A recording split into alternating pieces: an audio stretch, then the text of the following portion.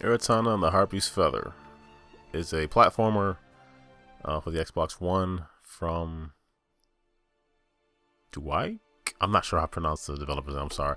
I know that they're a small team out of Brazil. I sent some YouTube messages and stuff. I did some streaming of it a week or two ago, and one of the devs responded and just saying, hey, thanks for trying the game out, yada yada yada.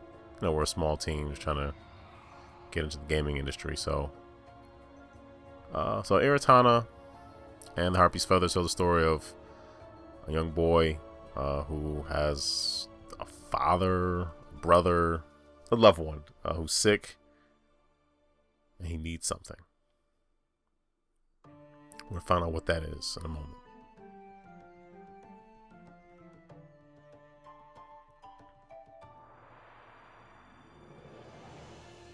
He needs a particular feather in order to effectively heal whatever spirit or demon, ailment, what have you, is in the body of that young man.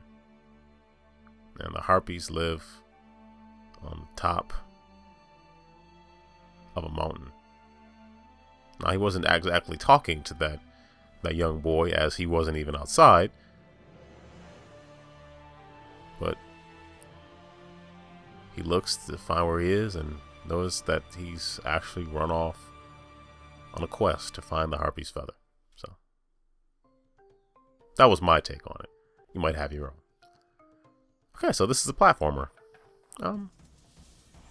Interesting visual look. I thought, for the most part, I was fine with the graphic style.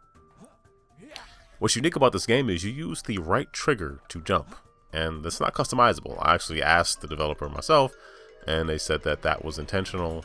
They had toyed around with using face buttons for jumping, but it didn't work because the right stick is actually integral to playing this game. You jump with the right trigger, and because the right stick does so many other motions, you can't take your finger off of it. So that's why the face buttons can't be jump. So you learn combos, and the move you see me doing here is actually moving the right stick down to jump on those enemies. The part that I found frustrating is that you don't always know how you're supposed to hit the enemies initially. And in the level, if you get the 5 green stones that are hidden, some are more obvious than others. You get to go to the sort of Sonic-esque mid-level dream world thing where you get to the end, you can extend your heartbeat or what have you. I was only able to successfully do that like once. Oh, get those little fruits, because every one of those fruits you get extra life. So do those. And these little totem altar things where you learn the upstrike. So you do a move where you hit enemies from beneath and then rise up. This game is rough. The controls take a very long time to get used to. You'll hear this sound a lot.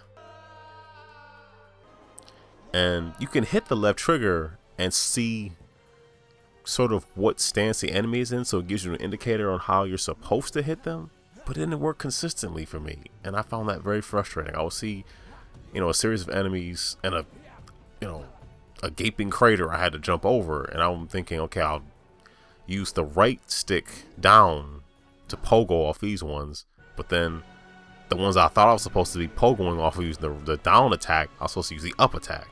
Eventually you'll get an attack where you can attack sideways, which really it does make it a little easier to traverse, but it's still the controls just take a long time to get used to. But I will say, once you get it right, you're thrilled, because I must have done this part like 1,000 times before I actually got it right. So I was happy about that. Aritana Harpy's Feather, tough to recommend. If you really want a puzzle platform or something different, I say check it out. I did complete it. I enjoyed it, but I'd be lying if I said I was not frustrated through pretty decent portions of it. It's fun once you can kind of get the controls down and make your way through. It's not a terribly long game. You can probably beat it in 3 or 4 hours. Overall, I enjoyed playing it. I'm glad I did. but it's tough to recommend because of just the non-traditional control scheme. But I love to see what this developer does, and I hope it sells enough that they can make something else and keep going. Because the game has heart. I like what they put into it, the controls, and just understanding how you're supposed to interact with the enemies just got a little funky for me. All right, go ahead and like, subscribe if you wish. Check out 2 other reviews I did. This is for Blues and Bullets on the left side, which is a alternate universe L8NS, and Runbow, that's on the Xbox One, and Rumbo for the Wii U. That's it. GameEnthus.com. Check it out.